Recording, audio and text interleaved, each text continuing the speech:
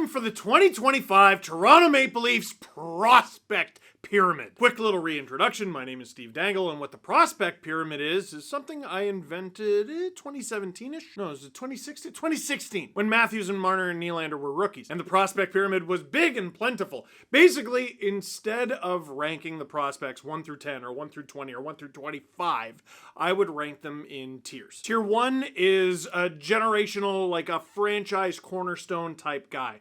Austin Matthews, Connor Bedard, Macklin Celebrini, Connor McDavid, think along those lines. Tier 2 is below that, but still incredibly good.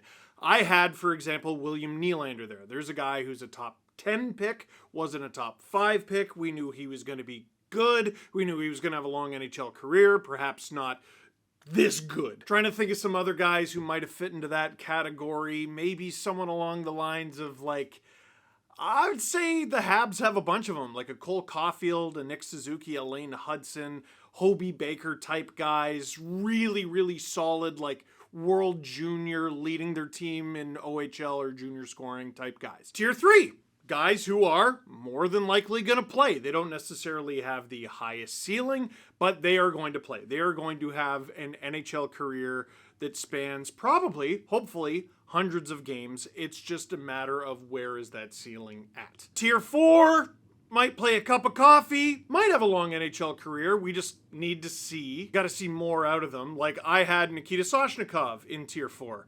I also had Zach Hyman in Tier 4. I had Connor Brown in Tier 3. It's all over the place. Tier 5 are your very long shots, but still noteworthy enough to mention. And then there's everybody else. We don't have time to go through everybody. That would be insane. But in the past, we have definitely tried. This year, I want to do it a little different. I want to do it a little more informal because the 2016 Leafs prospect cupboard is not the same as it is in 2025. The Leafs don't have a Tier 1 prospect. Of course they don't.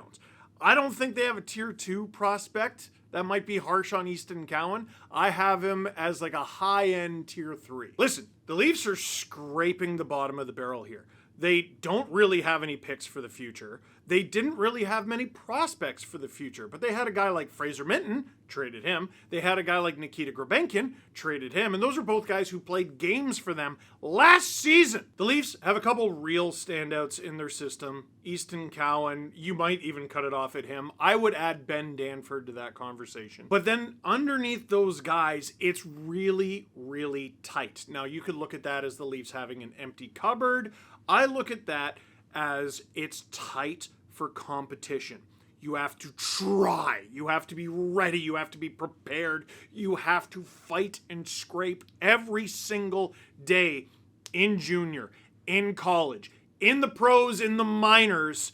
And even if you're called up and you don't play, you have to be the most eager person in the building. No, the Leafs do not have that many high-end prospects, but they also don't really have that many spots available either. All 6 defensemen that the Leafs used in the playoffs last year are signed for this year and next year. Plus, they have the likes of Henry Thrun, who's on an NHL deal, Marshall Rafai, Philip Myers, who played a bunch last season, Dakota Mermis, Matt Benning, who's still in the system and on an NHL deal. In net, Joseph Woll is on a contract, and it sounds like Anthony Stolarz is coming up on signing a contract. How are you going to get in then? You got to be like the 3rd guy and then just wait your turn. Up front, in the years to come, there are spots available, but there's not many. And cracking the top 6, good luck. The Leafs organization is looking for guys who will grind and fight tooth and nail for a job. Now or later. So who do we got? Let's look at the 2 guys that I have in Tier 3.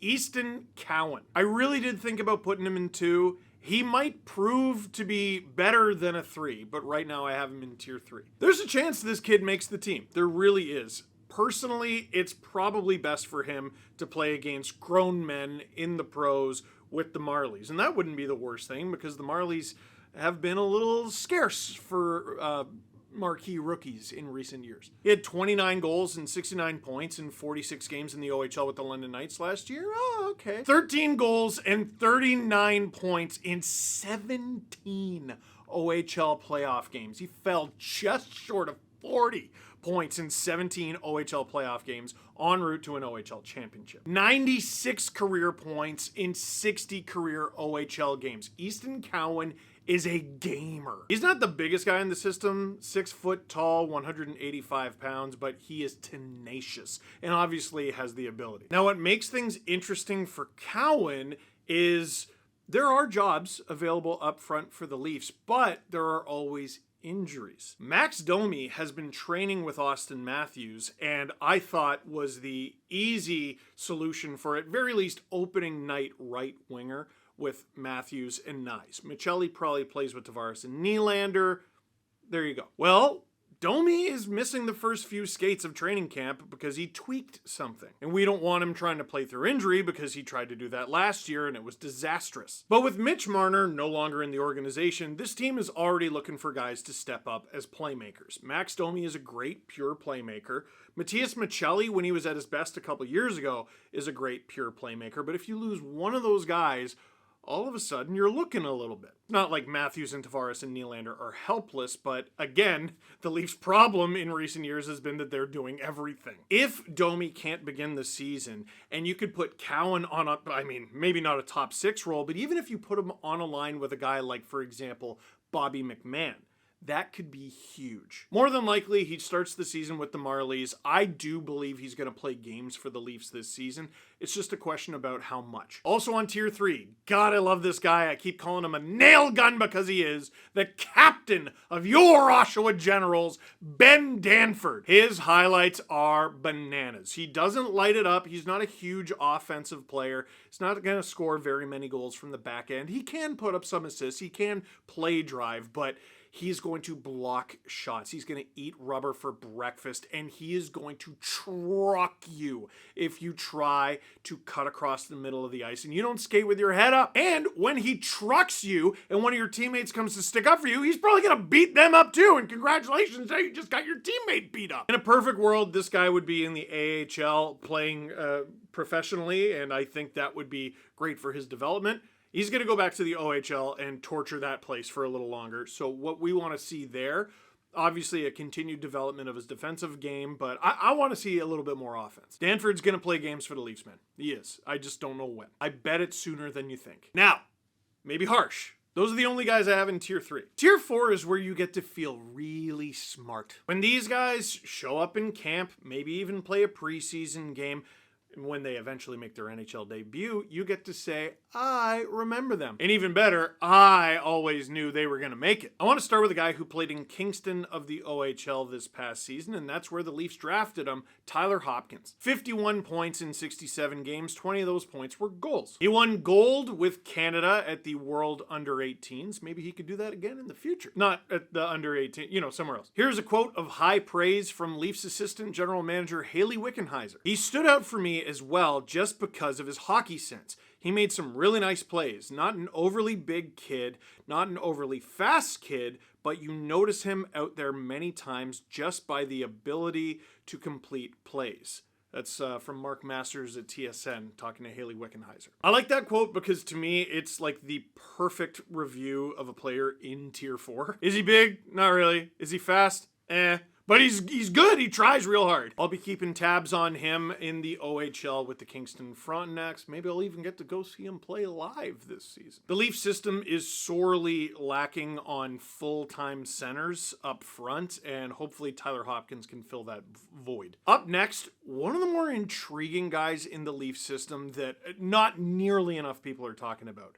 Noah Chadwick. Noah Chadwick is a left-handed defenseman out of the WHL from the Lethbridge Hurricanes. He should be making his full-time transition to the AHL this year. Not bad for the 6th rounder. He is 6'4", 203 pounds. Beef! But in 66 games, 53 points. 13 of them goals. Like I said earlier, the Leafs' defensive depth right now is crazy. That's okay, because they don't exactly need Noah Chadwick right now. But he should probably be getting some pretty decently simple assignments in the AHL, playing with guys who have played NHL games. He's going to be getting lots of experience behind those guys. And as he's on an NHL contract, if push really came to shove, he earned a spot, guys got injured, whatever, He could play. He's a former CHL Scholastic Player of the Year, hockey IQ, big brain, beef and brain. In terms of how he develops with the team, for a big guy, the name of the game, skating, skating, skating. Now, Noah Chadwick is an underrated prospect in the Leaf system because I don't expect you to know every WHL player and I don't expect you to pay full attention to everyone the Leafs draft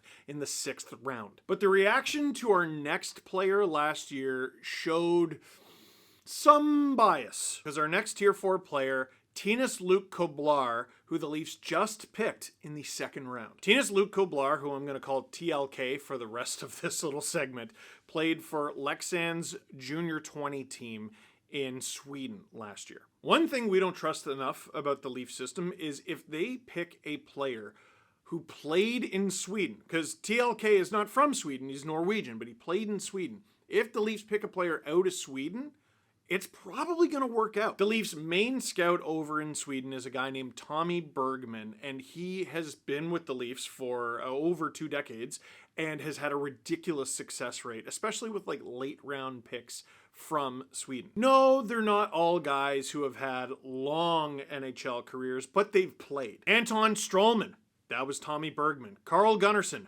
that was Tommy Bergman. Trading them, not Tommy Bergman. Think of the success they've had.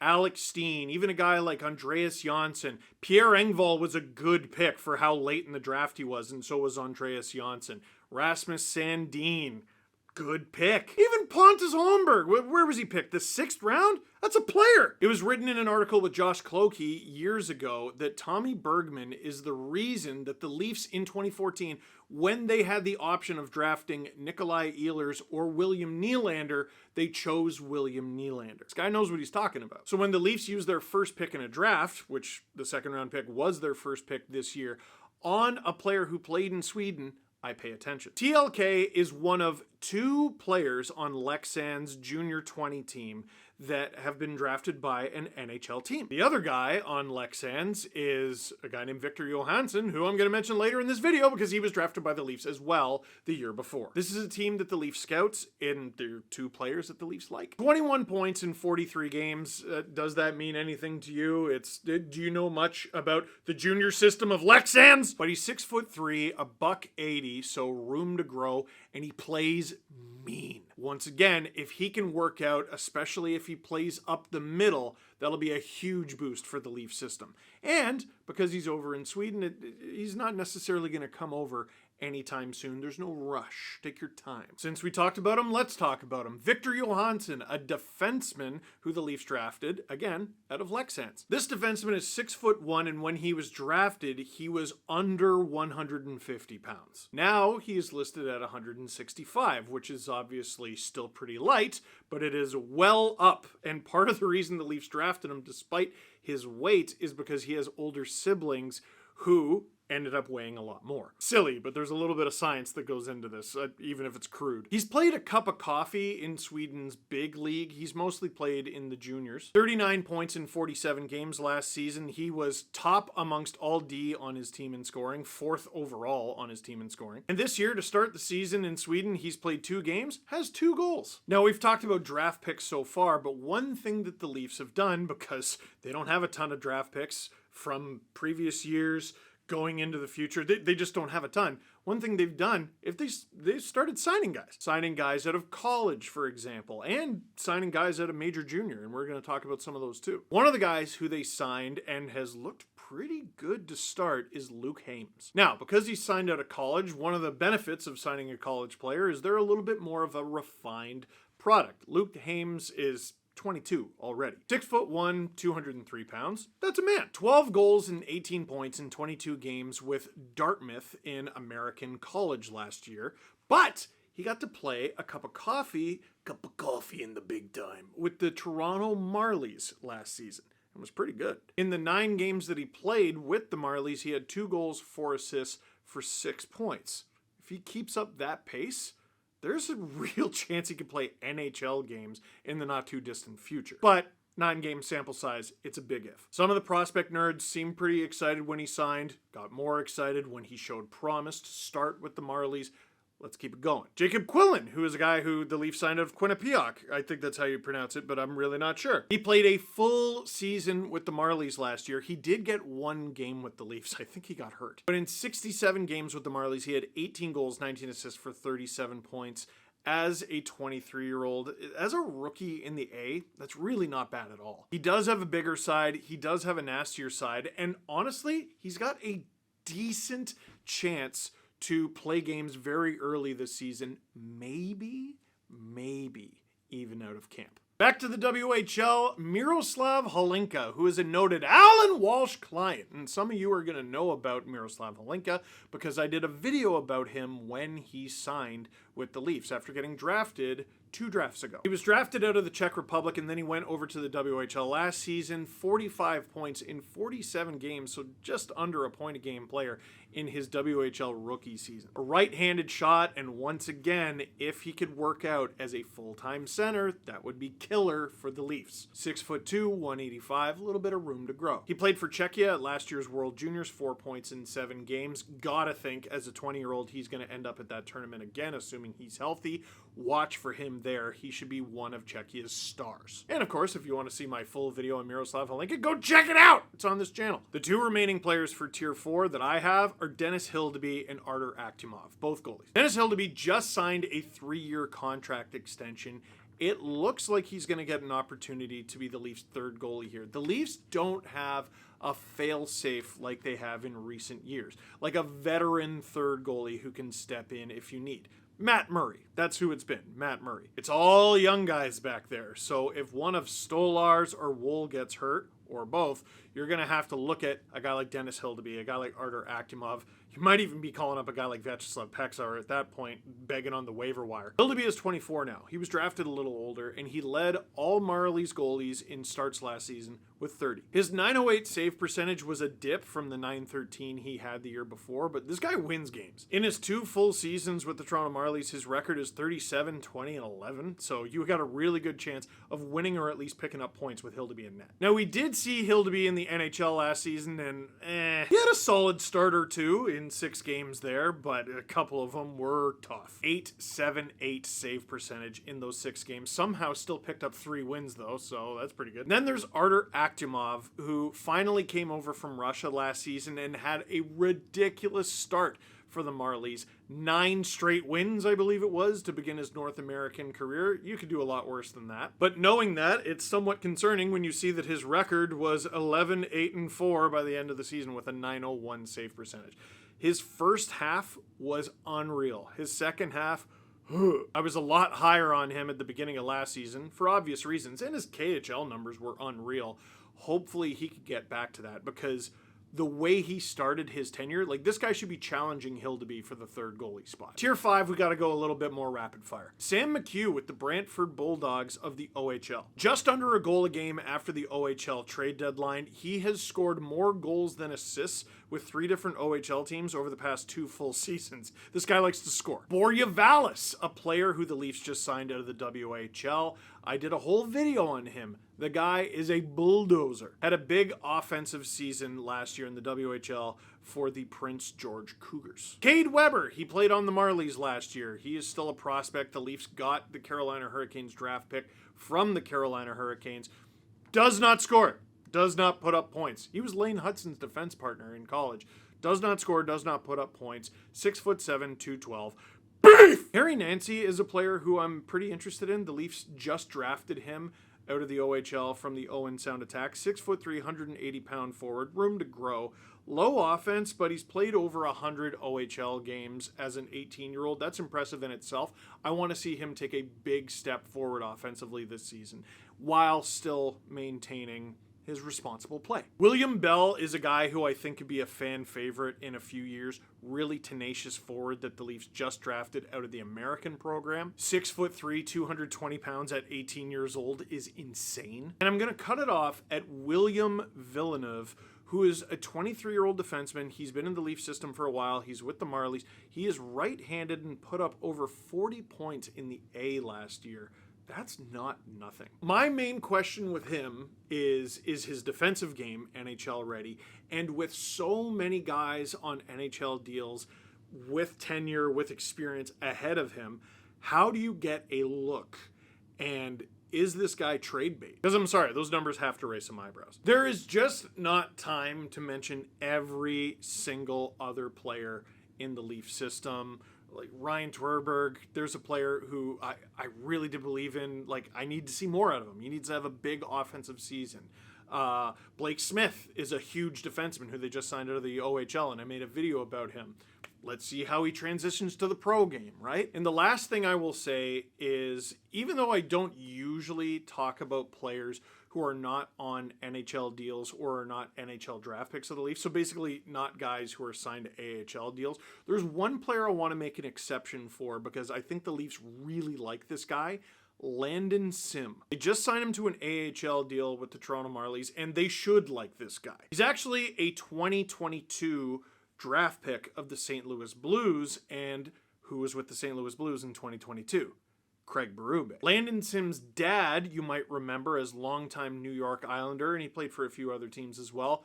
John Sim played between 400 and 500 games. And you might have noticed Landon Sim in the prospect tournament as a guy who wants it, because he is not the biggest guy. He is 5'11", $185. That is bang average, maybe.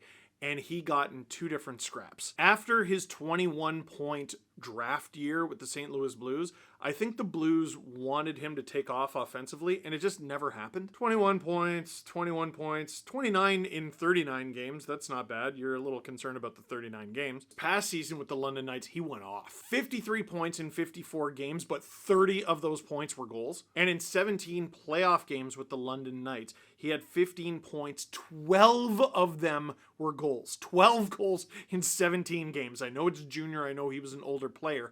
That is hard to do. The Leafs have proven in the past that they're not afraid to sign guys who are on AHL contracts with the Marlies to NHL deals. Keep your eye on Landon Sim. But for now, that's all I got. Let me know what you think of the Leafs system, what you think of the state of it, what you think they can do to get better, and who are some guys where I was just utterly disrespectful for not adding them to the list. It's jump ball, and that's an exciting thing. For now, that is it for this one. Thank you very much for watching. Click like if you like this video. Click subscribe if you really liked it. Tell your friends. Hey, if you're in the St. Catharines area, we're doing a live show there at the Corson Clubhouse 2 weekends from now. Would love to see you there.